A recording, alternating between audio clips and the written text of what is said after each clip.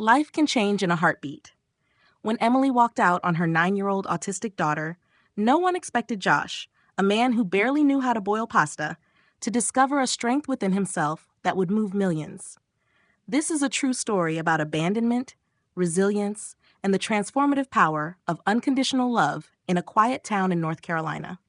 Before we dive in, don't forget to subscribe and turn on notifications so you never miss one of our inspiring stories that reveal the best of humanity. They always said the house was too quiet.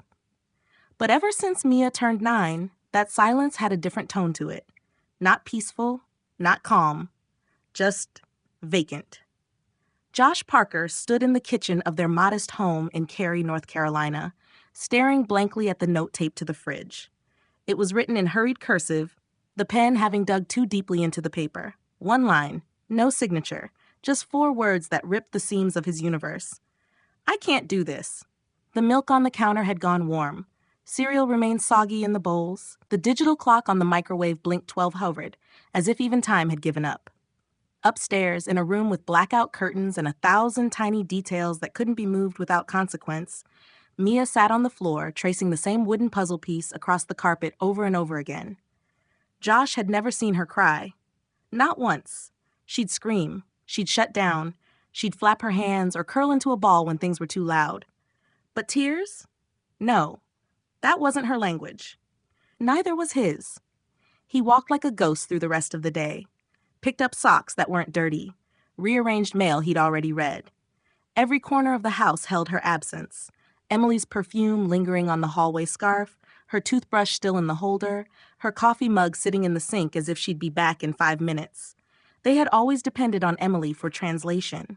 Wife, mother, interpreter, buffer. She spoke both worlds, his linear, loud one and Mia's jagged, silent one, until she didn't. At first, Josh thought it was temporary. Emily had talked about needing space, but that's what people say when they want to cool down, right? He gave her a day, then another. On day 3, he started calling hospitals. On day 5, he stopped. By day 7, he realized she was gone. Not kidnapped, not in danger, gone by choice. He reread the note a dozen times, folded it, unfolded it, thought about burning it, but didn't. Instead, he slid it into the back of the junk drawer, beneath expired coupons and old batteries. A shrine of sorts, to the exact moment everything changed. The neighbors brought casseroles. His boss gave him unpaid leave. The school offered resources, but warned him about Mia's disruptive behavior. Josh sat at the edge of Mia's bed that night and watched her mouth tiny whispers to herself, something rhythmic and private, like a lullaby meant for one. He didn't know what to do, so he stayed. For hours. Just sat there. At one point, he reached out, cautiously, and laid his hand beside hers on the quilt. Not touching, just near. A presence. And for the first time in what felt like forever, Mia looked up. Not at him, near him. Her gaze hovered somewhere behind his shoulder, unfocused but steady. But it was a start. Josh exhaled, and in that fragile moment of almost connection, he whispered the words he'd never said out loud. I'm not going anywhere. Emily didn't pack much, a small suitcase, her old hiking boots, a battered denim jacket. She left her wedding ring on the bathroom sink like a casual afterthought, though it weighed more than she'd ever admit. She didn't leave out of hatred, not even out of resentment. She left because she was empty. Every parent has a breaking point. For Emily, it was a Tuesday afternoon when Mia screamed for 3 hours straight because the grocery store moved the cereal aisle. Emily sat on the kitchen floor with her back to the fridge, covering her ears, crying silently while Josh worked late again. In therapy, she used to talk about feeling like wallpaper, present, patterned, expected, invisible. Mia needed her every second. The world never saw that part. They saw her losing patience in the parking lot. They saw her forget appointments. They saw her snap at a teacher. No one saw the years of sleepless nights, the constant alertness, the grieving for a life that would never be typical. And somewhere along the line, Emily stopped recognizing her own voice, her laugh, her body in the mirror. She wasn't living, just reacting. When she wrote the note, I can't do this, it wasn't planned, it was a survival instinct, like jumping out of a burning building. She told herself it would only be for a few days, a reset. But when she got on the Greyhound bus headed west, she didn't look back. She stayed in a roadside motel outside Asheville that first night, holding her phone like a hot coal, unable to open Josh's messages. 42 texts, 10 missed calls. Her finger hovered over the screen for hours. Then she turned it off. In Oregon, her sister welcomed her with cautious warmth. Emily lied and said it was a short visit. She said she just needed air. Days passed, then weeks. The weight she thought she'd shed didn't disappear. It moved, into her chest, into her spine. She didn't know what Josh had told Mia. She didn't want to ask. But some nights, when everything was quiet and the trees outside rustled like whispers, Emily imagined Mia's face. Not the tantrums, not the rigidity, just her eyes. Those enormous, unrateable eyes. And in those moments, Emily knew. Love was never the problem. She just didn't know how to hold it anymore. The first week, Josh forgot to feed the fish. On day 6, he found it floating, belly up, in a tank gone green. He flushed it silently, then stood in the hallway, watching as Mia rocked back and forth on her toes. She hadn't noticed, or maybe she had and didn't react. Either way, Josh felt the failure settle into his chest like wet cement. Meals became a battlefield. Mia refused most of what he made. Chicken nuggets were too crispy. Mashed potatoes too lumpy. Even toast, if the crust was the wrong shade, could trigger a shutdown. He learned quickly. Soft, white, neutral foods. Yogurt, bananas, rice, overcooked to mush. He made charts, color-coded systems, tried schedules taped to the fridge, but no system accounted for Mia's needs when they shifted by the hour.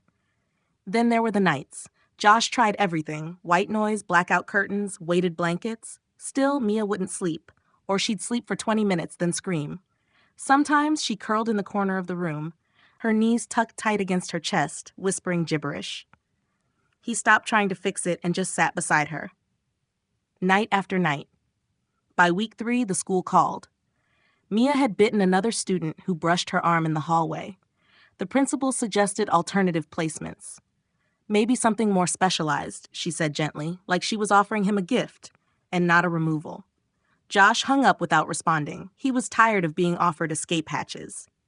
Out in public, the stares became part of the routine. Cashiers who avoided eye contact. Parents who pulled their kids away.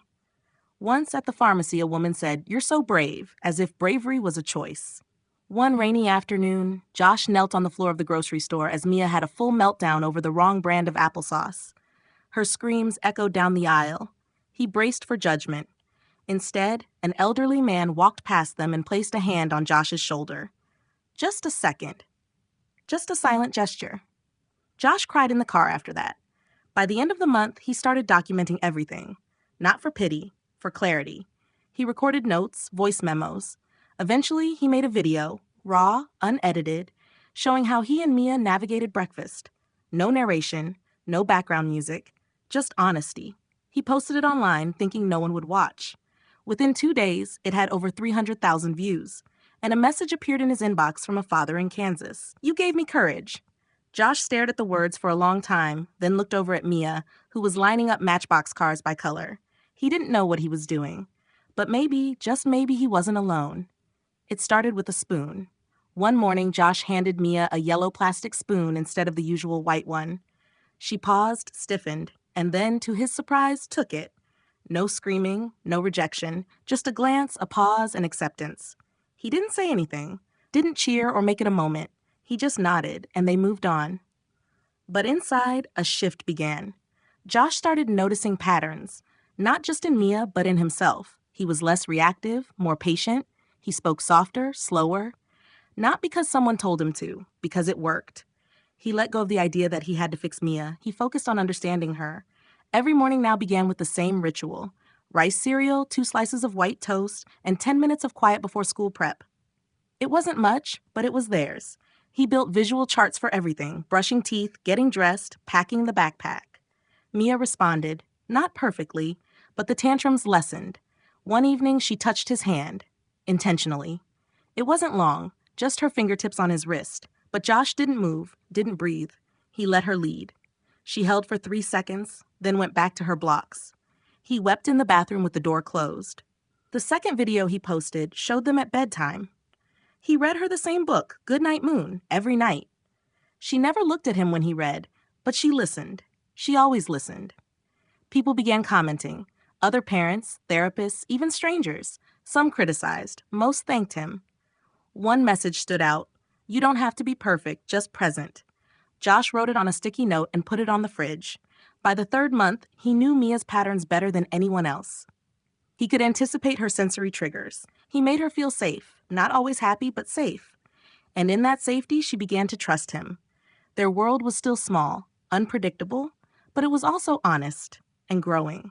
Sometimes love doesn't come in the form of words or hugs. Sometimes it's just showing up, again and again and again. Josh thought progress would buy him peace. Instead, it invited scrutiny. By the end of the school year, Mia had made small, tangible strides. Fewer meltdowns, increased tolerance to noise, occasional participation in group activities. Josh celebrated these moments quietly, not with balloons, but with extra bedtime stories and pancakes shaped like hearts. But the school didn't see heart-shaped pancakes. They saw a girl who still didn't make eye contact, who still didn't respond to her name on cue, who refused to sit in chairs for more than 7 minutes at a time. At the IEP Individualized Education Program meeting, the room felt stacked against him. 7 adults, clipboards, polite tones. We're concerned about Mia's long-term integration, said the vice principal, avoiding eye contact. Josh kept his voice steady. She's improving. She just needs consistency. A therapist interjected, consistency, yes, but we also have to think about the needs of the classroom. The word echoed in his ears, burden. They suggested a specialized learning environment. Josh heard what they meant, separation. After the meeting, he walked Mia home through the park. She didn't speak, just hummed as she kicked gravel. At one point, she stopped to pick up a feather, held it to the sky, smiled. That night, Josh filmed a new video. Not of routines or coping mechanisms, just him, sitting at the kitchen table. He spoke directly to the camera. I'm not angry. I get it. She's different, but she's not disposable. The video hit a nerve. By morning, it had 2 million views. Journalists reached out. Advocates shared it. Teachers, even some from Mia's school, commented anonymously with support. Then came the backlash. Online trolls called him selfish, said he was using his daughter for attention, that no man could handle this alone, that she needed a real parent, code for mother. Josh didn't respond. But Mia did something new. During a walk, a woman approached them, recognized Josh, and said gently, "Thank you for what you're doing." Mia looked up, just for a second, then looked away. But Josh saw it, that flicker. For every door that closed, a window cracked open. He wasn't pushing back against a system anymore. He was standing up for his daughter. The letter arrived without warning. No return address, just a single line written in Emily's sharp, familiar handwriting. I'd like to see her. Josh read it twice before setting it down beside his coffee mug. He stared at the steam rising from the cup as if answers might drift up with it. It had been 4 months. 4 months of silence, of learning Mia's rhythms, of building something from the rubble she left behind. And now she wanted to visit. He didn't respond immediately. He let the letter sit for 3 days on the kitchen counter. Mia never noticed it, or if she did, she said nothing. But Josh watched her more carefully in those days. Her sleep patterns, her drawings, her sudden flinches. When he finally wrote back, he kept it short. Come Saturday at 10 a.m. She may not remember you. Don't expect anything. Emily arrived on time. She wore a navy coat, the same one she used to wear to Mia's therapy sessions. Her hair was longer, her eyes sunken. She stood at the door like a stranger asking for shelter. Josh opened it, but said nothing. Mia was sitting on the living room floor, lining up wooden animals. She didn't look up. Emily stepped in slowly.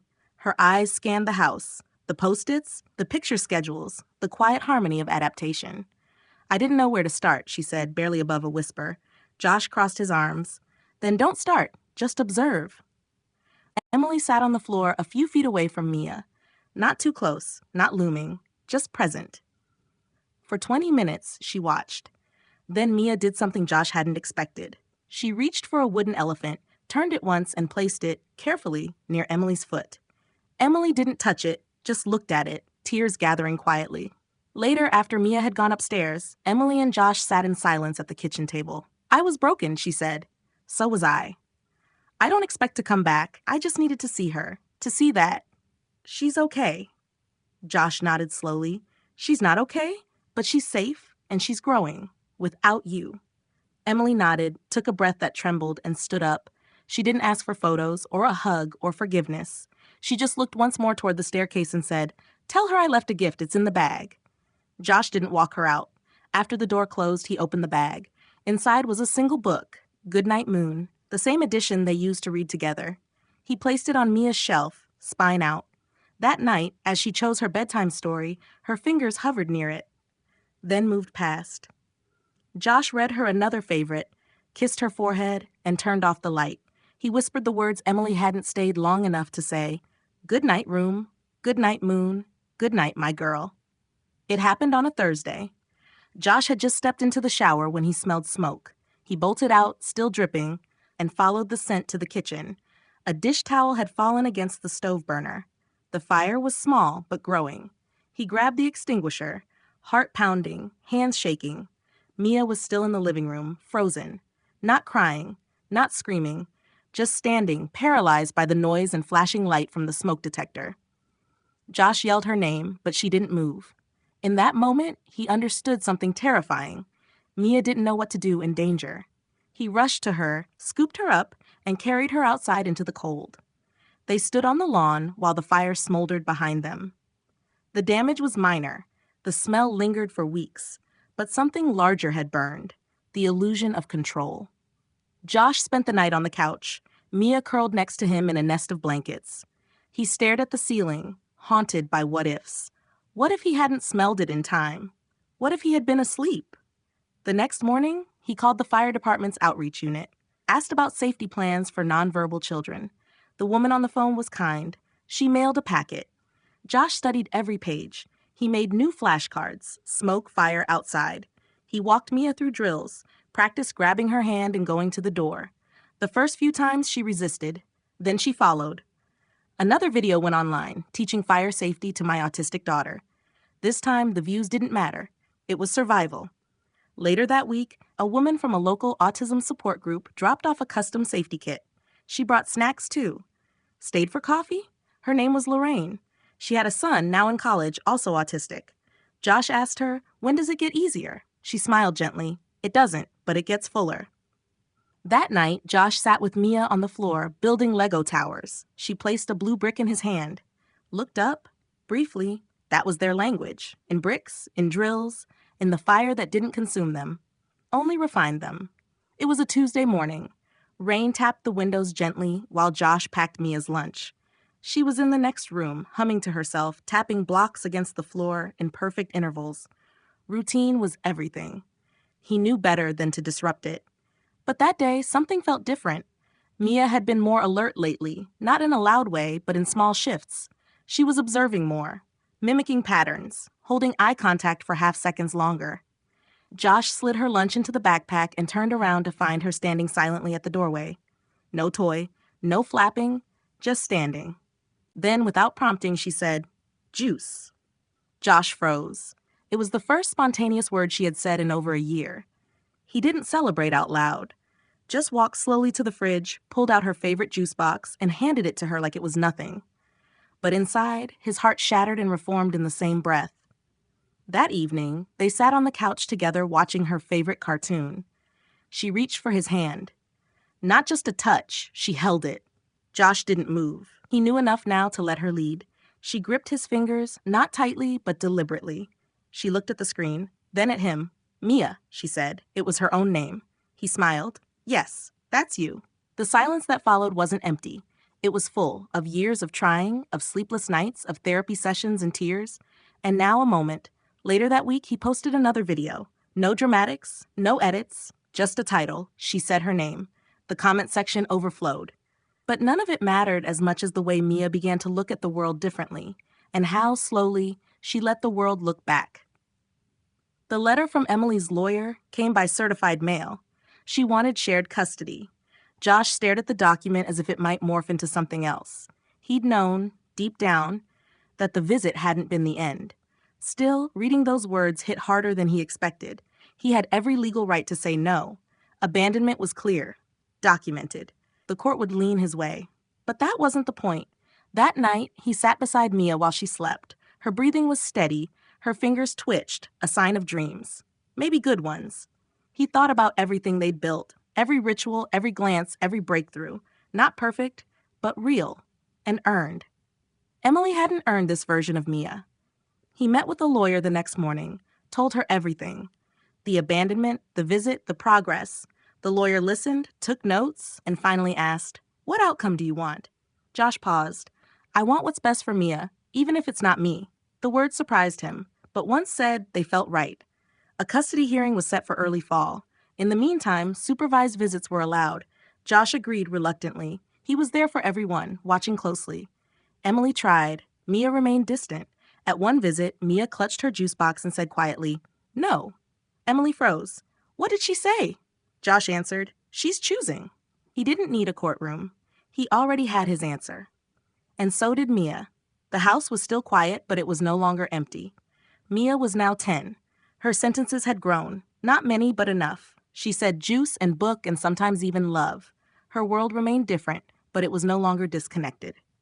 Josh had accepted a part-time job editing videos from home. His online presence had become more than a diary. It had become a resource, a lifeline for parents who once felt like he did, lost, tired, and unseen. One afternoon, while organizing old boxes in the attic, Josh found the note Emily had left. "I can't do this." He read it, folded it neatly, and placed it in a small box along with hospital bracelets, Mia's first picture schedule, and the broken yellow spoon she once threw during a meltdown. Not as relics of pain, but as reminders of everything they'd overcome. On Mia's birthday, he didn't throw a party. Instead, they had their usual breakfast, then walked to the park. She fed ducks. Josh took photos. No filters. Just them. At night, she chose Goodnight Moon. She touched the spine, then opened it herself. Josh read slowly, letting the rhythm settle between them. When he finished, Mia pointed to the last page and whispered, "Again." He read it again. Later, while she slept, he uploaded one last video. No fancy title, just an image of Mia's hand resting over his. In the caption, he wrote, "I stayed." That's it. That's the story. If this story touched you, consider subscribing to our channel. We share true stories that remind us what love, courage, and resilience really look like. Sometimes the smallest acts, staying, listening, loving, can change everything.